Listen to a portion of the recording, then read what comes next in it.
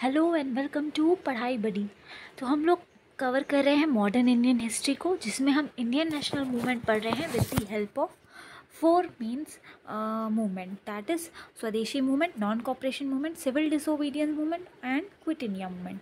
और हम इसके आसपास जितने भी रिलेटेड इवेंट्स हैं उनको साथ साथ इसके पढ़ रहे हैं। तो हम पहले अपने 3 मूवमेंट कवर कर चुके हैं। आज इसका लास्ट पार्ट यानी कि हम क्विट इंडिया मूवमेंट और इससे रिलेटेड सभी ज़रूरी इवेंट्स को कवर करेंगे। तो चलिए स्टार्ट करते हैं। सबसे पहले इवेंट्स देख लेते हैं कि क्या क्या हुआ। सबसे पहले तो देखिए वो सिविल डिसोबीडियंस के बाद फिर इलेक्शंस होते हैं 1937 में। तो इसमें कुछ चीज़ें मतलब कुछ सिचुएशंस ऐसी बनती हैं। उसके बाद ये तब का भी समय है जब सेकेंड वर्ल्ड वॉर स्टार्ट होने वाला था। उसके बाद क्या है, वर्धा सेशन होती है कांग्रेस की, ये भी इम्पॉर्टेंट है। उसके बाद अगस्त ऑफर आता है ब्रिटिशर्स के द्वारा। फिर अगस्त ऑफर ठुकराने के बाद और जब इन कांग्रेसमैन देखते हैं कि कोई कंक्रीट स्टेप नहीं उठा रही है ब्रिटिश गवर्नमेंट, तो फिर वो लोग इंडिविजुअल सत्याग्रह स्टार्ट करते हैं। उसके बाद फिर ब्रिटेन का एक और प्रपोज़ल आता है क्रिप्स मिशन के फॉर्म में। उसके बाद फिर finally quit India movement launch किया जाता है अगस्त 1942 में। उसके बाद तरह तरह की बातचीत होती हैं, डिस्कशंस होती हैं, पैक्ट्स होते हैं। उनमें से ही कुछ ये है, सी राजगोपालचारी फॉर्मूला 1944 में आया था। Desai Liaquat pact, Wavell's plan जो कि जून 1945 में आया था। आईएनए ट्रायल्स और 3 अपसर्जेस हुए इसी दौरान 1945 से लेकर 1946 के पीरियड में। ये भी इसमें बहुत इंपॉर्टेंट रोल प्ले किया उस समय के एटमॉस्फेयर को बनाने में। उसके बाद आया फिर हमारा कैबिनेट मिशन फरवरी 1946 में, जिसके बाद ही हमारी जो प्रोविजनल गवर्नमेंट है वो फॉर्म हुई थी इंडिया की। ठीक है, उसके बाद एटली का स्टेटमेंट आया। एटली जो वहाँ के प्राइम मिनिस्टर थे उस समय, फरवरी 20 1947 को। ठीक है, उसके बाद फाइनली माउंटबेटन हमारे वाइसरॉय बन के आए और जून 3 1947 को उन्होंने माउंटबेटन प्लान दिया।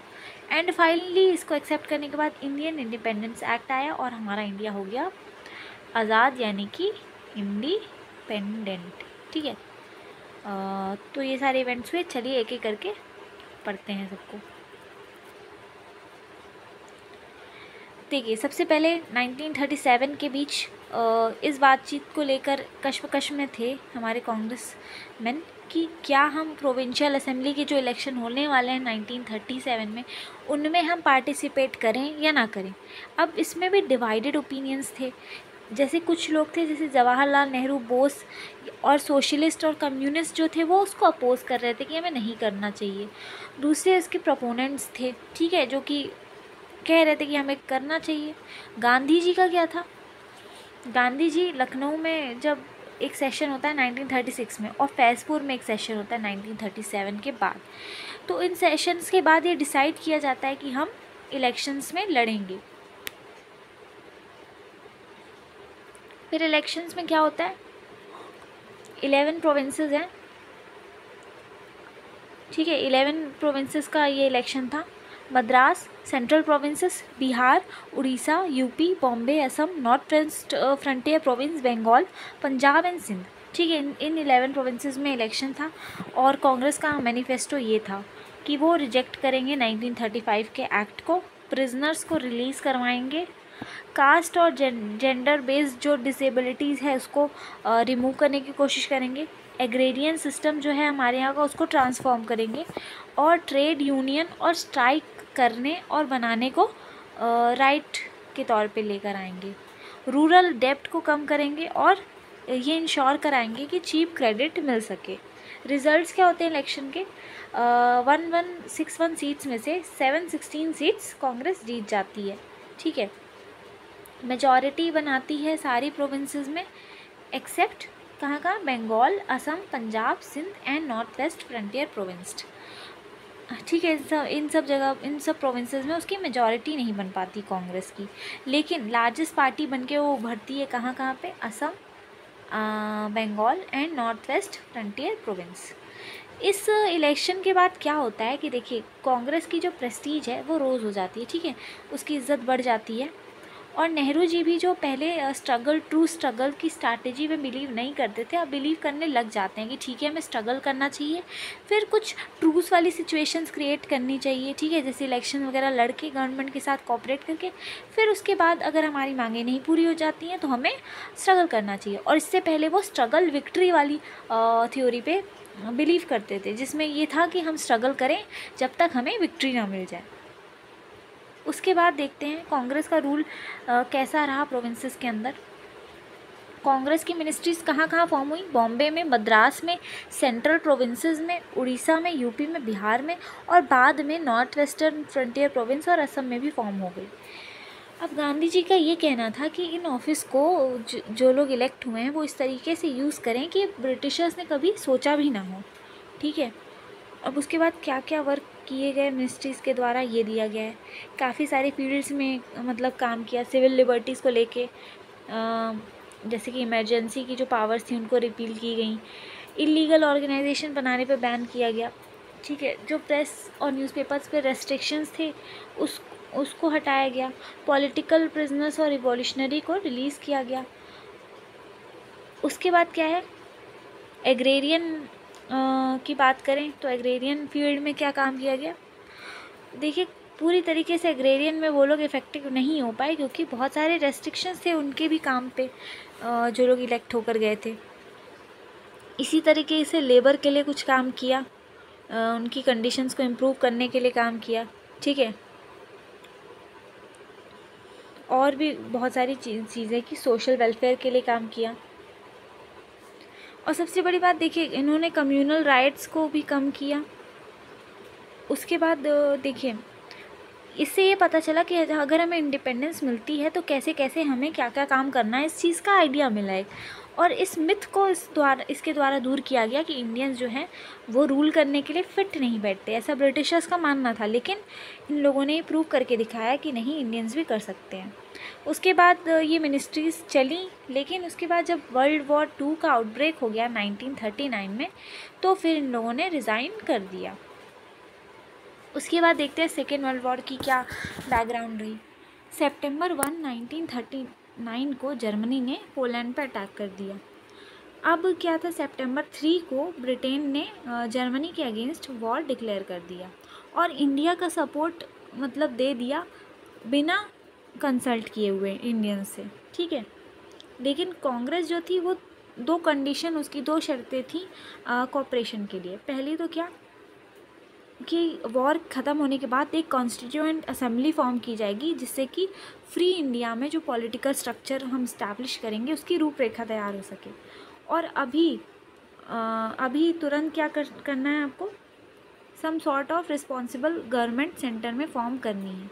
तो ये दो मांगें कांग्रेस ने वॉर में कोऑपरेट करने के लिए रखी। लेकिन लिनलिथ जो उस समय के थे वाइस रॉय, उन्होंने ये मांगे क्या कर दी, रिजेक्ट, और वॉर एम्स भी बताने से मना कर दिया कि उनके वॉर लड़ने के पीछे क्या एम है, ठीक है। और इसके बाद एक कंसल्टेटिव कमेटी फॉर्म कर दी एडवाइस देने के लिए। उसके बाद देखिए, इसके बाद देखिए ये क्लियर हो गया कि ब्रिटिश का क्या इंटेंशन है, ठीक है।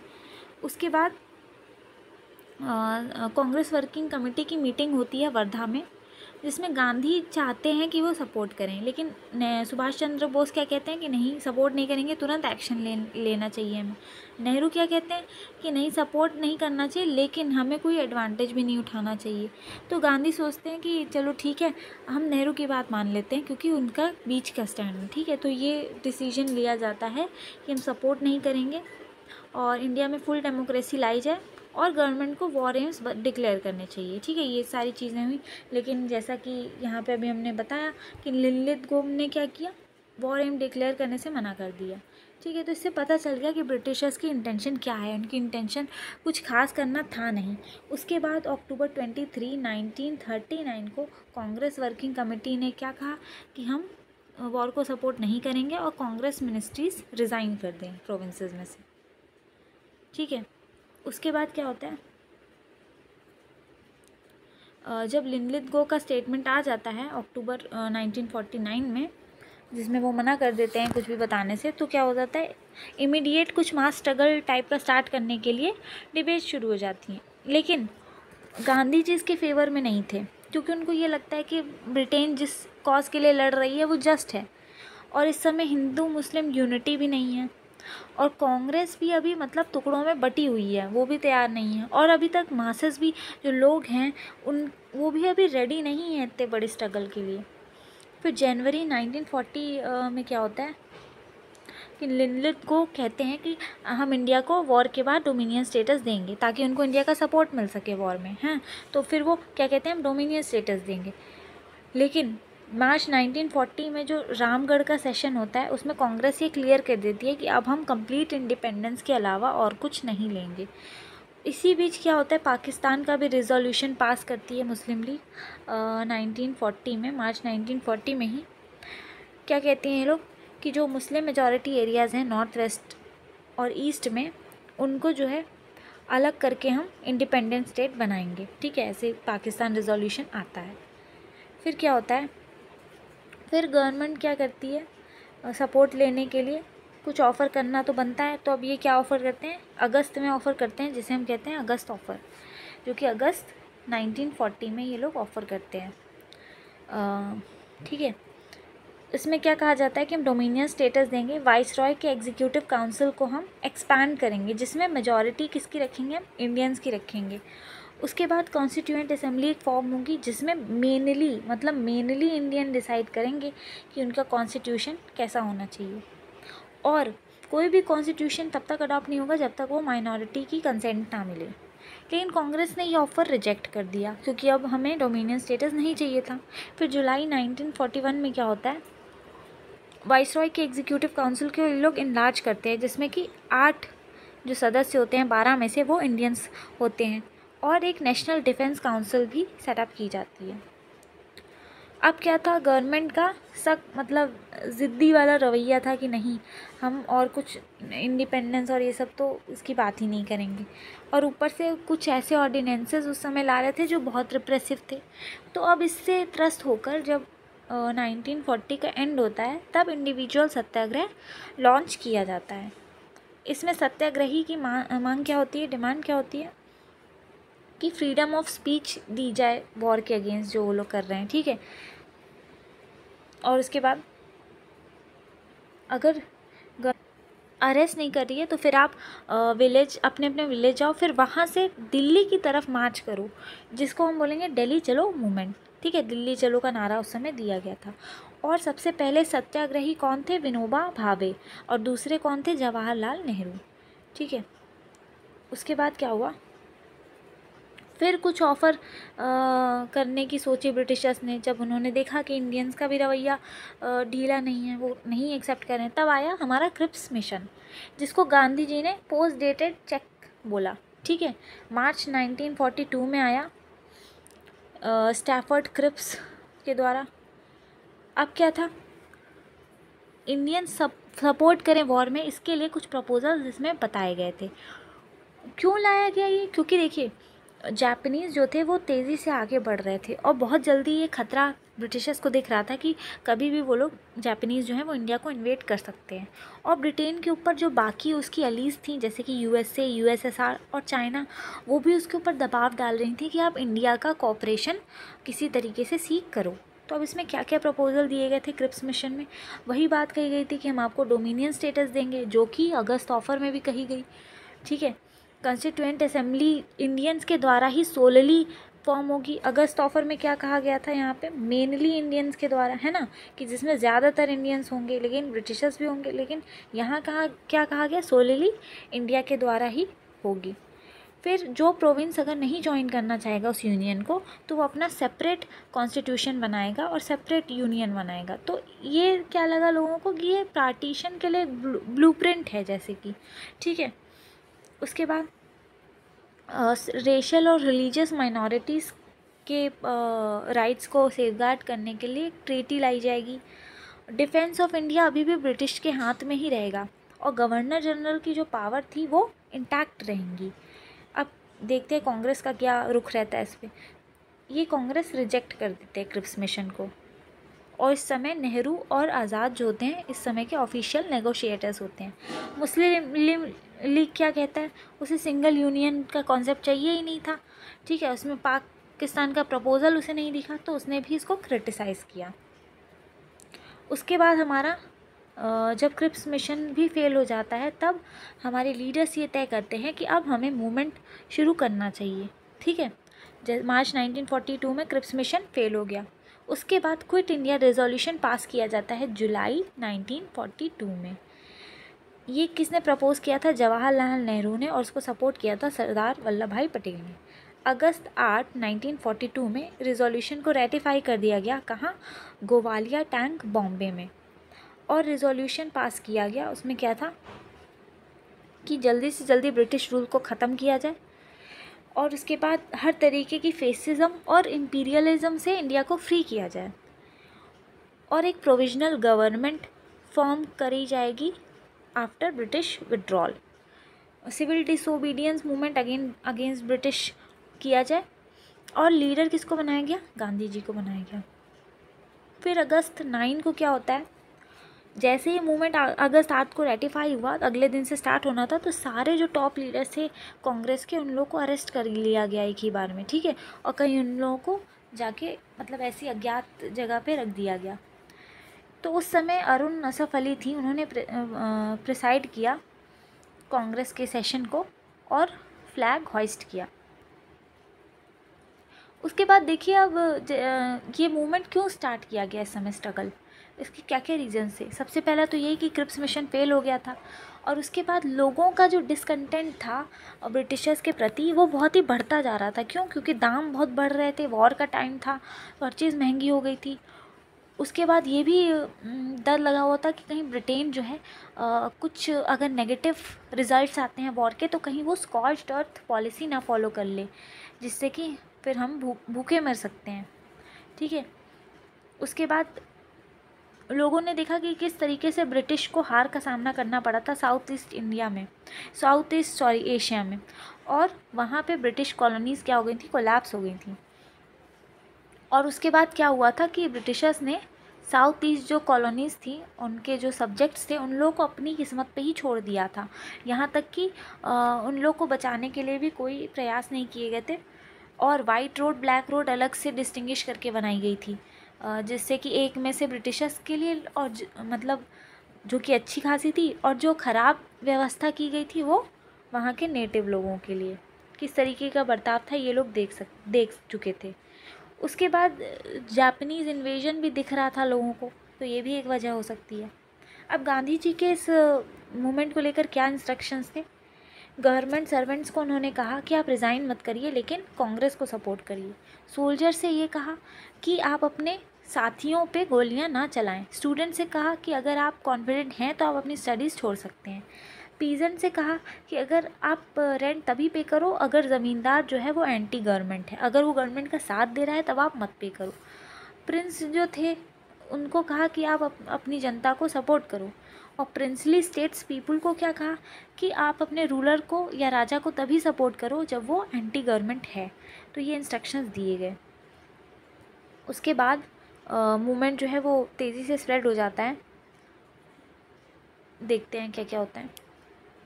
पब्लिक ऑन रैम्पेज, ठीक है, पब्लिक जो है वो काफ़ी गुस्से में थी, सारे जो अथॉरिटी के सिंबल्स थे उन सबको डिस्ट्रॉय कर रही थी।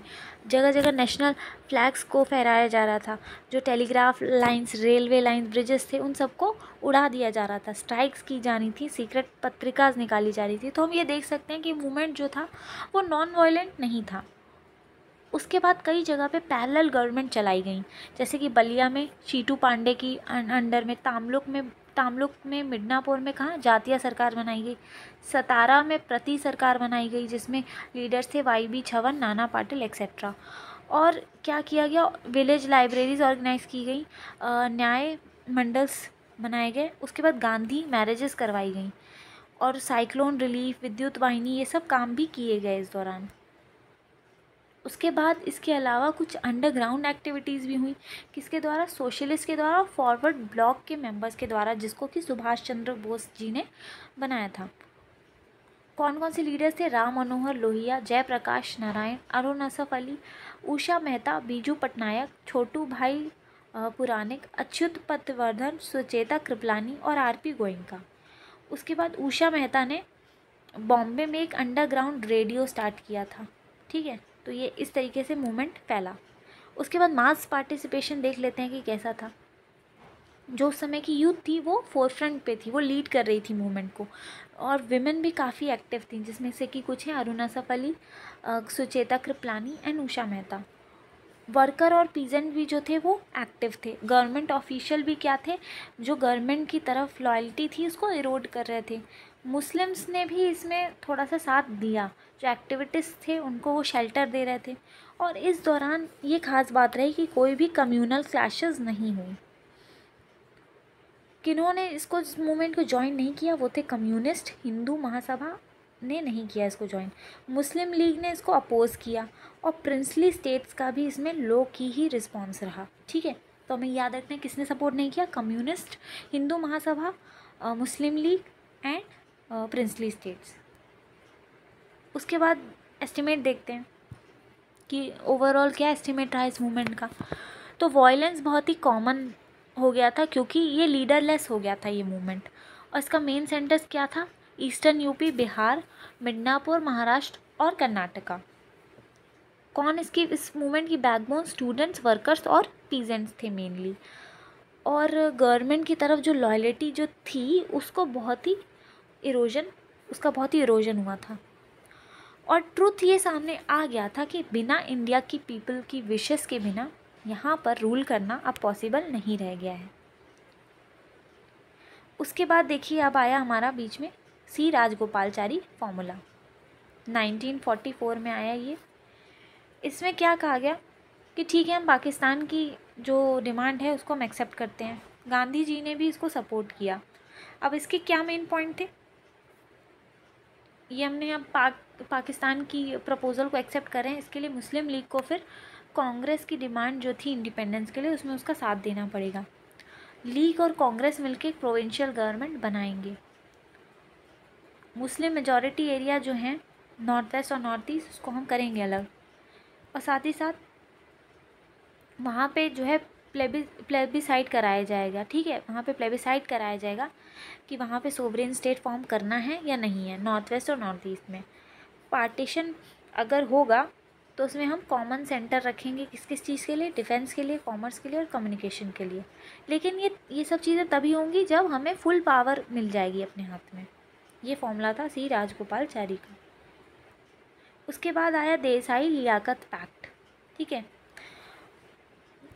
मूलाबाई देसाई ने कांग्रेस की तरफ से उसमें वो लीड किया था, और मुस्लिम लीग की तरफ से लियाकत अली खान ने।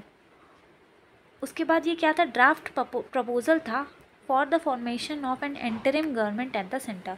सेंटर में एंटरिम गवर्नमेंट बनाने के लिए एक ड्राफ्ट प्रपोजल था। अब इस प्रपोजल में क्या था, कांग्रेस और लीग के द्वारा इक्वल नंबर ऑफ पर्सन्स भेजे जाएंगे सेंट्रल असेंबली लेजिस्लेचर में। ठीक है, और 20% जो सीट्स हैं वो माइनॉरिटीज़ के लिए रिजर्व की जाएंगी। लेकिन इस पर कोई भी सेटलमेंट रीच नहीं हुई। फिर हमारा इसी कड़ी में आता है हमारा वेवल्स प्लान। वॉर जो है वो ख़त्म हो चुका था मई 1945 में। ठीक है, 1939 में करीब सितंबर में स्टार्ट हुआ और 45 आते आते लगभग ख़त्म हो चुका था। लेकिन जापानीज़ का थ्रेट अभी भी था। अब उस समय की जो कंजर्वेटिव गवर्नमेंट थी जिसको चर्चिल जी लीड कर रहे थे, वो एक सल्यूशन तक पहुंचने के लिए बहुत ही ज़्यादा परेशान थी कि हमें कुछ सल्यूशन चाहिए। क्यों? क्योंकि इंग्लैंड में जो है वो इलेक्शंस आने वाले थे। साथ ही साथ जो एलीज कंट्रीज़ थी जैसे कि यूएस, चाइना, यूएसएसआर, वो लोग प्रेशराइज़ कर रहे थे कि आपको सपोर्ट लेना चाहिए इंडियन का। और वो ये भी चाहते थे कि इंडियन की जो एनर्जी है वो ब्रिटिश के प्रॉफिट के लिए जाए। ठीक है, इसीलिए इसी कड़ी में कांग्रेस लीडर जो अरेस्ट किए गए थे हमारे क्विट इंडिया मूवमेंट के दौरान, उनको रिलीज़ किया गया जून 1945 में कि चलिए अब इनसे कुछ बातचीत हो जाए। ठीक है, तो वेवल प्लान लाया गया जून 1945 में। कहाँ? शिमला में। अब इसमें क्या कहा गया कि गवर्नर जनरल के एग्जीक्यूटिव काउंसिल को हम रिकन्स्ट्रक्ट करेंगे। अब इस एग्जीक्यूटिव काउंसिल में गवर्नर जनरल और कमांडर इन चीफ को छोड़कर बाकी सारे मेंबर्स इंडियंस ही रखेंगे, और उसमें कास्ट हिंदूज़ और मुस्लिम्स की इक्वल रिप्रेजेंटेशन देंगे।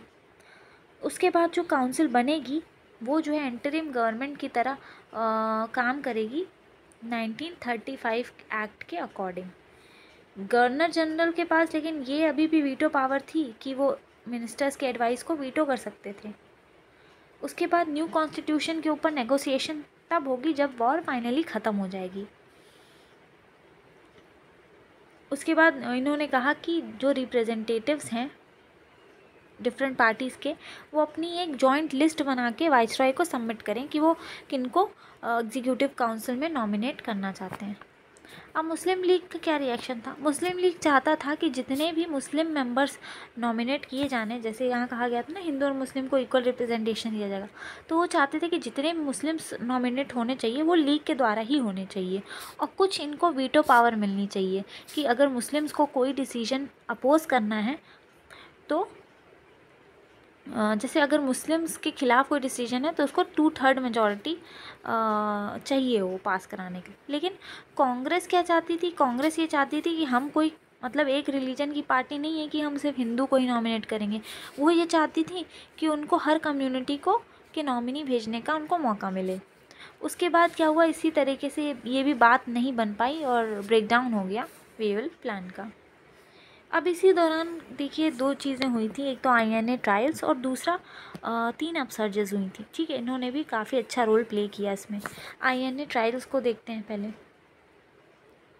जो उस समय आईएनए इंडियन नेशनल आर्मी के मेंबर्स थे, जब जापान इन्वेड करने वाला था इंडिया को, तभी आईएनए के जो सोल्जर्स थे उनको जो है अरेस्ट किया गया था। अब उनका ट्रायल हो रहा था कहाँ पर? फर्स्ट ट्रायल हुआ रेड फोर्ट दिल्ली में नवंबर 1945 में, जिसमें देखिए प्रेम कुमार सहगल, शाहनवाज़ खान, गुरबख्श सिंह ढिल्लों, इन सबको लाया गया ट्रायल के लिए। ठीक है, आईएनए डे भी मनाया गया था नवंबर 12, 1945 में, और आईएनए वीक मनाया गया नवंबर 5 से 11 तक। उसके बाद एजिटेशन भी किए गए कि आप आईएनए के लोगों को छोड़िए। उसका नर्व सेंटर कौन सा था? Delhi, Bombay, Calcutta, Madras, UP and Punjab. कांग्रेस क्या करती है? 1945 में सितंबर का सेशन है बॉम्बे में, उसमें जो है आईएनए को सपोर्ट करती है। ठीक है, और उसके बाद आईएनए के जो प्रिजनर्स हैं उनका डिफेंड भी किया जाता है कुछ पॉलिटिकल लीडर्स के द्वारा। जैसे कौन? भूलाभाई देसाई, तेज बहादुर सप्रू, कैलाश नाथ काटजू, जवाहरलाल नेहरू, ये लोग लॉयर्स थे और इन लोगों ने डिफेंड किया। अदर्स का क्या रिएक्शन था? देखिए, जो Muslim League, communist party, unionist, Akalis, justice party, Ahrars and Rawalpindi, RSS, Hindu Mahasabha, Sikh League, इन सब ने भी कुछ हद तक सपोर्ट किया इनको। उसके बाद देखिए अपसर्जेस हुई, 3 अपसर्जेस हुई। कौन कौन सी? नवंबर 21, 1945 में क्या हुआ? कलकत्ता में एक तो आईएनए ट्रायल्स को लेकर हुआ। इसमें क्या था? जो स्टूडेंट्स थे वो डलहौजी स्क्वायर तक मार्च कर रहे थे। दूसरा फरवरी 11, 1946 को हुआ कलकत्ता में ही, जिसमें एक आईएनए ऑफिसर थे राशिद अली, उनको 7 साल की जो सज़ा सुनाई गई थी उसके अगेंस्ट उन्होंने किया। तीसरा फरवरी 18, 1946 में बॉम्बे में हुआ। इसमें क्या था? रॉयल इंडियन नेवी जो थी HMIS तलवार, उसके जो ऑफिसर्स थे उन्होंने स्ट्राइक किया। किस चीज़ को लेकर? कुछ इश्यूज़ थे, जैसे रेशियल डिस्क्रिमिनेशन हो रहा था वहाँ पे, उसको लेकर। खाने पीने की अच्छी व्यवस्था नहीं थी, उसको लेकर। सीनियर ऑफिसर्स अब्यूज़ करते थे। ठीक है, और उसके बाद HMIS तलवार जो मतलब वो शिप थी, उसमें किसी ने स्क्रॉल कर दिया क्विट इंडिया, तो उसको लेकर अरेस्ट किया गया था। फिर आईएनए ट्रायल्स को लेकर भी वो लोग गुस्से में थे। उसके बाद इंडियन ट्रूप्स को जो इंडोनेशिया में यूज़ किया जा रहा था वॉर में, उसको लेकर भी। तो इस तरीके से ये 3 अपसर्जेस मेजर हुए। अब इन अपसर्जेस को देखिए, कांग्रेस और गांधी ने सपोर्ट नहीं किया, और ये कुछ समय के लिए ही था, कुछ अर्बन सेंटर्स में। ठीक है, उसके बाद इंडियन सोल्जर्स को बाद में इंडोनेशिया से विड्रॉन कर लिया गया। ठीक है, उसके बाद ये डिसीजन लिया गया कि अब हम कैबिनेट मिशन भेजेंगे। इसी समय डिसाइड किया गया जनवरी 1946 में। उसके बाद ये कैबिनेट मिशन जो है वो ऐसा इवेंट है, वो मार्क कर दिया कि अब ब्रिटिश रूल ज़्यादा समय के लिए नहीं बचा इंडिया में। उसके बाद फाइनली हमारा कैबिनेट मिशन आया। अनाउंसमेंट उसकी हुई फरवरी 1946 में एटली गवर्नमेंट के द्वारा। इसमें 3 ब्रिटिश कैबिनेट मिनिस्टर्स थे। कौन कौन से? Pethick Lawrence secretary of state थे, Stafford Cripps president of board of trade थे, और एवी अलेक्जेंडर, ठीक है। और चेयरमैन कौन थे? पैथिक लॉरेंस ही थे। अराइवल कब हुआ? मार्च 24, 1946 में, ठीक है। अब इन्होंने डिस्कशंस किए खूब इंटरिम गवर्नमेंट को लेकर, और कैसे न्यू कॉन्स्टिट्यूशन में क्या प्रिंसिपल प्रोसीजर्स होंगे वो, लेकिन फिर भी मुस्लिम लीग और कांग्रेस में डेडलॉक हुआ। उसके बाद डिस्कशन जब काम नहीं आया तो मिशन ने अपना ओन प्लान बना के मई 1946 में सामने लाया। क्या था ये प्लान? पाकिस्तान की डिमांड को खारिज कर दिया गया। उसके बाद जो अभी की प्रोविंशियल असेंबलीज हैं उनको 3 सेक्शन में ग्रुप किया जाएगा। सेक्शन ए में Madras, Bombay, central provinces, UP, Bihar and Orissa, जिसमें हिंदू मेजॉरिटी हैं प्रोविंसेस। सेक्शन बी और सी में मुस्लिम मेजॉरिटी प्रोविंसेस हैं, ठीक है। और 3 टियर एग्जीक्यूटिव और लेजिस्लेचर बनाया जाएगा, provincial, sectional and union. Constituent assembly जो होगी हमारी वो 388 मेंबर्स की होगी, जिसमें से कि ये 292 जो होंगे वो प्रोपोर्शनल रिप्रेजेंटेशन के द्वारा जो है चुने जाएंगे। जो 4 होंगे वो चीफ कमिश्नर प्रोविंसेस भेजेंगे। 93 जो होंगे वो प्रिंसली स्टेट्स भेजेंगे। उसके बाद जो 3 ग्रुपिंग बनाई गई थी उनके जो मेंबर्स होंगे वो एक साथ पहले अलग अलग बैठेंगे, कॉन्स्टिट्यूशन बनाएंगे अपना अलग अलग, और उसके बाद हो सके तो ग्रुप के लिए भी बनाएंगे। उसके बाद फिर सब एक साथ बैठेंगे और एक यूनियन कॉन्स्टिट्यूशन तैयार करेंगे, और कॉमन सेंटर रहेगा डिफेंस, कम्युनिकेशन और एक्सटर्नल अफेयर्स के लिए। फेडरल स्ट्रक्चर की बात की गई थी। प्रोविंसेस को जो है फुल ऑटोनॉमी दी जाएगी, रेसिडुअल पावर दी जाएगी। प्रिंसली स्टेट जो है वो फ्री हैं, वो किसी भी एक को ज्वाइन कर सकते हैं। उसके बाद जब पहला इलेक्शन हो जाएगा तो कोई भी एक प्रोविंस किसी ग्रुप में से बाहर आने के लिए वो फ्री है, और 10 साल के बाद एक ग्रुप पे विचार किया जाएगा, और तब तक जब तक ये सब हो रहा है तब तक एक इंटरिम गवर्नमेंट फॉर्म की जाएगी। अब क्या होता है, इसके दौरान इंटरिम गवर्नमेंट जो है वो फॉर्म की जाती है। देखते हैं इसका कांग्रेस का क्या रुख है। कांग्रेस कहती है कि कंपलसरी ग्रुपिंग नहीं है, ठीक है। तो उसको ये लगता है कि असम और नॉर्थ वेस्ट फ्रंटियर प्रोविंस जो है वो बाद में बाहर आ सकते हैं, जबकि मुस्लिम लीग ये चाहती है कि ग्रुपिंग जो हो वो कंपलसरी हो, ताकि बाद में वो लोग पाकिस्तान को सेपरेट कर सकें। और डायरेक्ट एक्शन अगस्त 16 को लॉन्च कर देते हैं। उस समय बहुत ज़्यादा कम्यूनल राइट्स होते हैं इंडिया में। कैलकाटा, बॉम्बे, नोआखली, बिहार, गढ़मुक्तेश्वर, इन जगहों पे ये डायरेक्ट एक्शन वाला कम्यूनलिज्म होता है।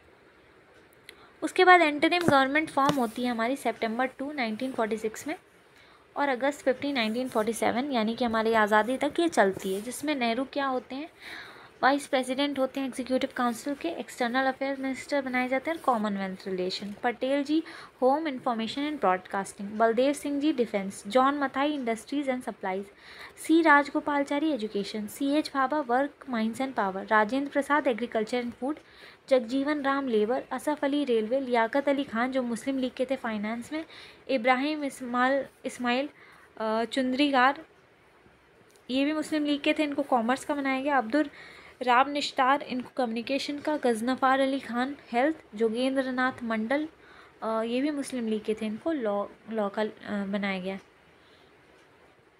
ठीक है। अब मुस्लिम लीग को अक्टूबर 26, 1946 में शामिल किया गया था इसमें इंटरिम गवर्नमेंट में, लेकिन उन्होंने अभी भी डायरेक्ट एक्शन को छोड़ा नहीं था।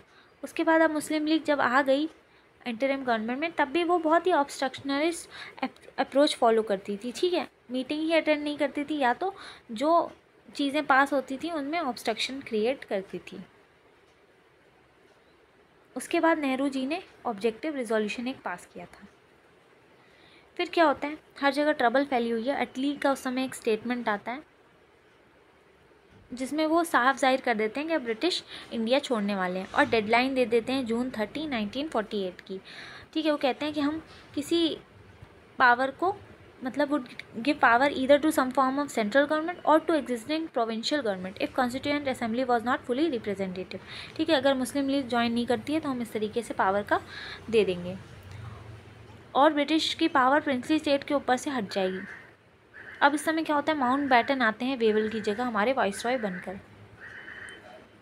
अब ये हिंट दे देते हैं कि कंट्री को ये लोग बाल्कनाइजेशन करना चाहते हैं, यानी छोटे छोटे स्टेट में डिवाइड करना चाहते हैं, लेकिन कांग्रेस एक्सेप्ट कर लेती है so that constituent assembly constitution form कर सके। मुस्लिम लीग जो है वो सिविल डिसोबीडियंस मूवमेंट स्टार्ट कर देती है ताकि जो पंजाब में कोलिशन गवर्नमेंट बनी है उसको वो ओवरथ्रो कर सके। फिर क्या होता है, फाइनली माउंट बैटन प्लान आता है जून 3, 1947 में। उसके बाद एक बीपी मेनन ने एक सॉल्यूशन इसके लिए दिया था कि हम अभी इमीडिएटली पावर ट्रांसफ़र कर दें डोमिनियन स्टेटस के बेसिस पे, ताकि हमें इंतज़ार ना करना पड़े किसी अग्रीमेंट में पहुंचने के लिए, ताकि कॉन्स्टिट्यूएंट असेंबली जो है वो कॉन्स्टिट्यूशन फॉर्म कर सके। इसके मेन पॉइंट क्या थे, पंजाब और बंगाल की जो लेजिस्लेटिव असेंबली थी उनको जो है दो ग्रुप में लाया जाएगा, हिंदू और मुस्लिम के, हिंदू मुस्लिम को अलग अलग, कि वो पार्टीशन को लेकर वोट करेंगे। ठीक है, अगर पार्टीशन होता है तो दो डोमिनियंस बनाए जाएंगे, दो कॉन्स्टिट्यूएंट असेंबली फॉर्म होंगी। सिंध जो है वो अपना डिसीजन खुद लेगा। नॉर्थ वेस्ट फ्रंटियर प्रोविंस और सिलहट डिस्ट्रिक्ट और बंगाल में रेफरेंडम करवाया जाएगा। और उसके बाद जो प्रिंसली स्टेट और बंगाल की जो इंडिपेंडेंस थी वो रूल्ड आउट कर दी गई। हैदराबाद जो पाकिस्तान मांग कर रहा था कि उसको चाहिए, उसको भी रूल्ड आउट कर दिया गया। अब इसने इंडिपेंडेंस की एक डेट दे दी 15 अगस्त 1947 में। और अगर पार्टीशन होता है तो बाउंड्री कमीशन भी फॉर्म की जाएगी। फिर उसके बाद क्या नतीजा इसका निकलता है, बंगाल और पंजाब में पार्टीशन होता है, सिलहट में रेफरेंडम होता है। ठीक है, जिससे कि ईस्ट बंगाल जो होता है वो अस्तित्व में आता है। दो बाउंड्री कमीशन फॉर्म किए जाते हैं और North West Frontier Province Baloch और सिंध पाकिस्तान का हिस्सा बन जाते हैं। उसके बाद फाइनली इंडियन इंडिपेंडेंस एक्ट आता है जुलाई 5, 1947 में, जो कि माउंट बैटन प्लान पे बेस्ड होता है, जिसको रॉयल असेंट कब मिलती है, जून 18, 1947 में। ठीक है, उसके बाद 1935 की गवर्नमेंट ऑफ इंडिया एक्ट पे ही न्यू कॉन्स्टिट्यूशन अडॉप्ट किया जाएगा। पाकिस्तान को इंडिपेंडेंस मिली 14 अगस्त को, इंडिया को 15 अगस्त को। गवर्नर जनरल पाकिस्तान के कौन बनाए गए, जिन्ना, और इंडिया के माउंट बैटन। तो इस तरीके से हमें फाइनली इंडिपेंडेंस मिल गई। तो आज हमने इंडियन नेशनल मूवमेंट से रिलेटेड सभी मेजर मूवमेंट और उनसे जुड़े सभी इंपॉर्टेंट फैक्ट्स एंड फिगर्स को पढ़ लिया है। तो आई होप आपको ये पसंद आया होगा। अभी हम मॉडर्न हिस्ट्री के और भी एस्पेक्ट्स को कवर करेंगे, तो मेरे साथ बने रहें। इस वीडियो को लाइक कर दें, बाकी के पार्ट्स भी देखें और सब्सक्राइब कर लें ताकि आगे आने वाले पार्ट्स भी ना छूटें। चलिए बाय।